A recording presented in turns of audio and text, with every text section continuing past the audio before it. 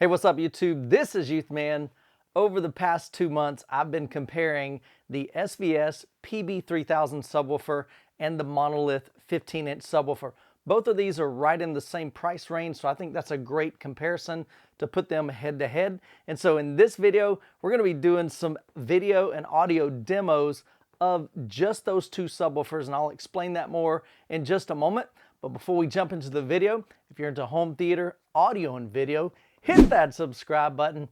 Don't forget to hit that bell notification so that you'll be notified when the next video drops. All right, guys, I'm really excited about this video. I'm ready to see the PB3000 take on the Monolith 15 head-to-head.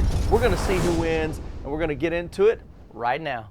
All right, before we get into the demo, there's a couple of settings we need to make in the Marantz AV7705.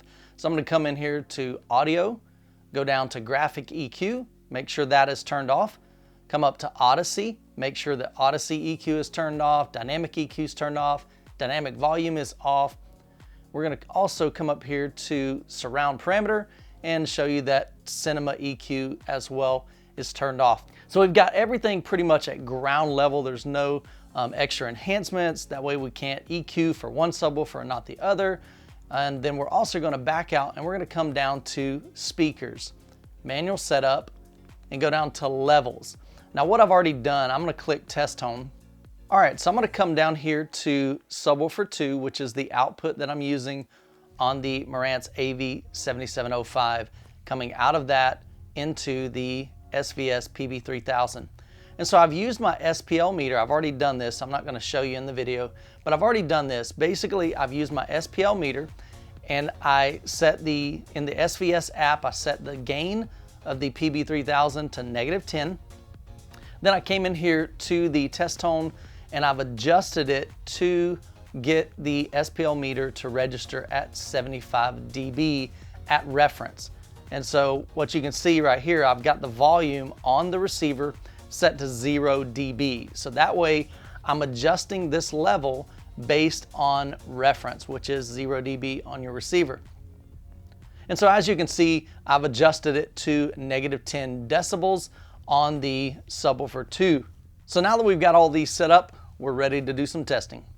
Okay, so I've got Aquaman set up, and so we're gonna go ahead and go into a scene in Aquaman that has a lot of LFE. Really, the whole movie has a lot of LFE, but this is kind of like my go-to scene where Aquaman is kind of swimming underneath the sub. He attacks the sub, and then he comes in and they start fighting, and a lot of explosions and so forth. And so there's just a lot of stuff that happens in that low frequency effect or LFE channel. So we're gonna be using that for this demo. So let's go ahead and jump into the video.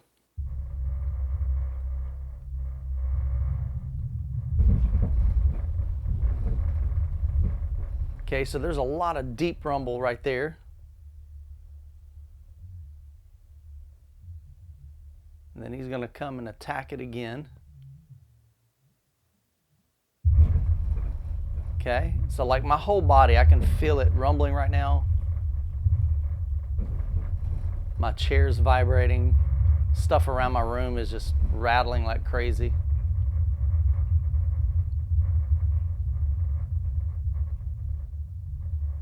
So right up here, there's gonna be a really low frequency that it hits. We'll see how it performs here.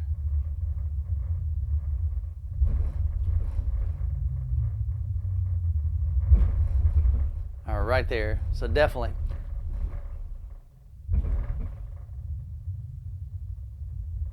All right, here we go. In this fight scene, there's a lot of rumbling, a lot of stuff that's gonna be blowing up here. So this guy pulls out a little kind of grenade launcher.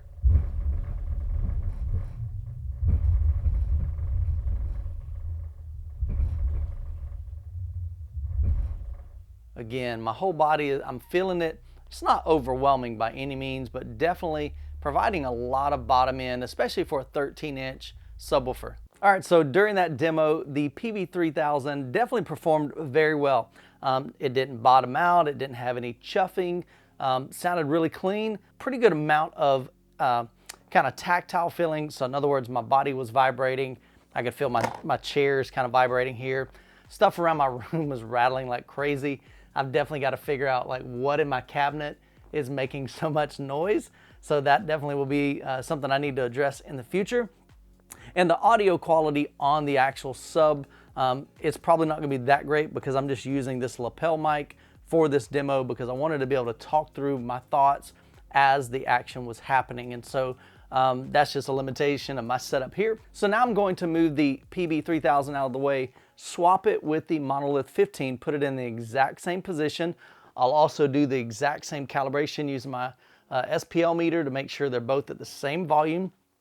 Everything will be the same other than, of course, I probably will have to adjust the trim level in the AVR. The sub gain is going to be a little bit differently on them.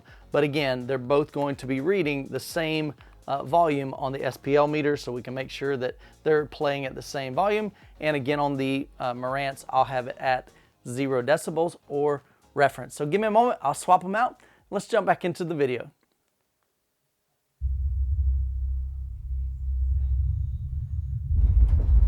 Oh my goodness. Dude, there is a lot more pressurization. See what happens when he hits the ooh, holy cow. Okay guys, there is a lot more like pressure in this room right now.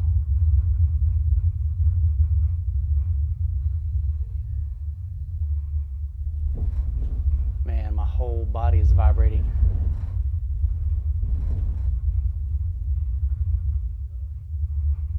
All right, let's see what this low frequency right here.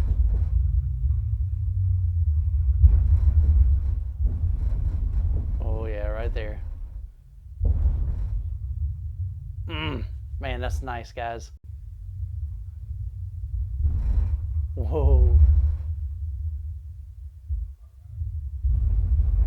Like that right there, man, that's just so intense. Let's see what the grenade sounds like.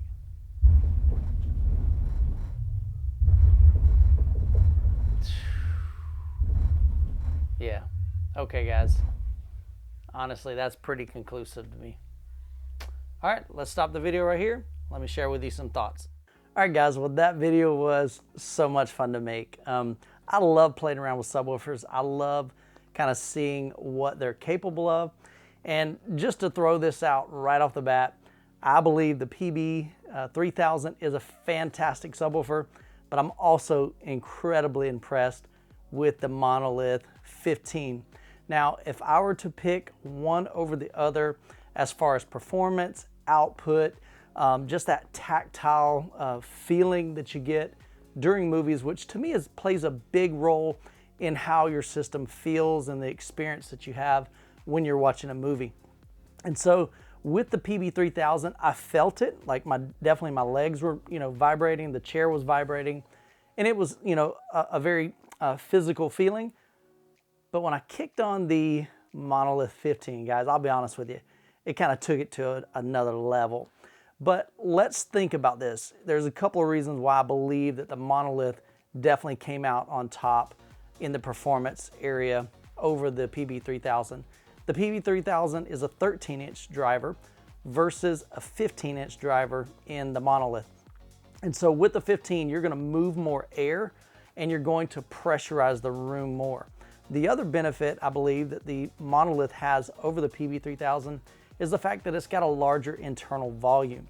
The cabinet is a little bit bigger, and so again, that just plays a role in the performance of this subwoofer. All right, so what are my final thoughts in kind of comparing these two subwoofers? Who are these for?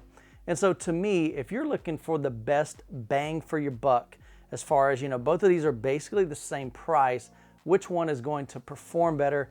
I believe the Monolith 15 actually has more output and more visceral feeling than the PB3000, at least here in my room and in my setup. It was very obvious. It wasn't like, is it?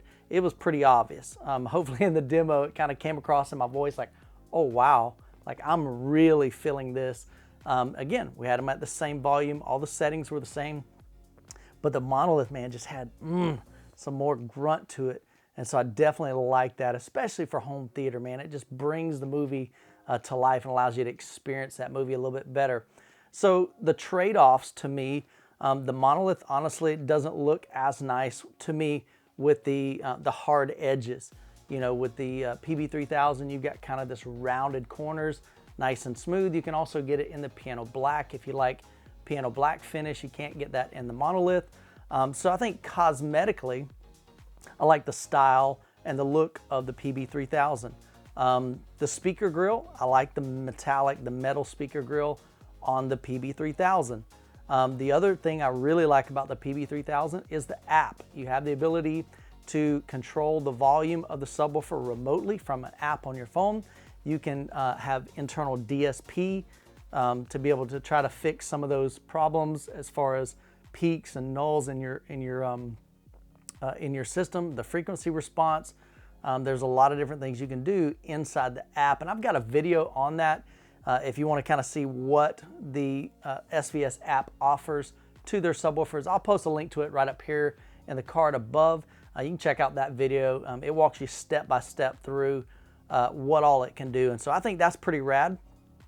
But if you're looking for just performance and you have the space for a little bit bigger cabinet, actually kind of quite a bit bigger cabinet, I really think the Monolith would be the way to go. So really it just depends on what's most important to you. Do you want a quality subwoofer but not quite as much output? You're okay with that, but you like the SVS app, those remote features and the look and the style. The PB3000, 100% definitely recommend that. If you're looking for like what just has the best performance, I really believe that the Monolith outperforms the PB3000. Now I'm gonna make one more video on the PB3000 versus the Monolith. Basically I wanna do what they call compression testing, and I'll explain that in the video, but basically you're just trying to figure out which one has the most output, and we're gonna be using some free software as well as a calibration microphone to be able to see that graphically and how those frequency responses compare here in my room. Well guys, hope you enjoyed the video. As always, you guys be blessed, and we'll catch you in the next one.